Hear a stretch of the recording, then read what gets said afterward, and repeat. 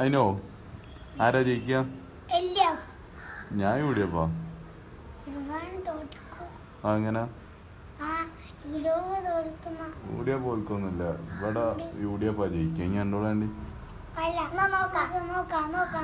നീ വെറ്റ് വെക്കുന്നോ?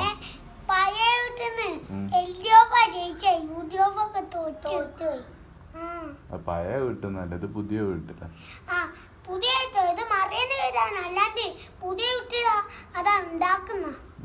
എന്തായാലും ഇവിടെ യുഡിഎഫാ.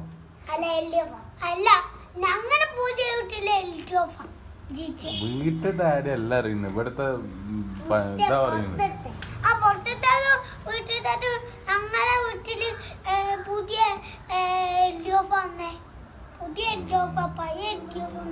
നീ യുഡിഎഫ് ആകുവോ? എന്താ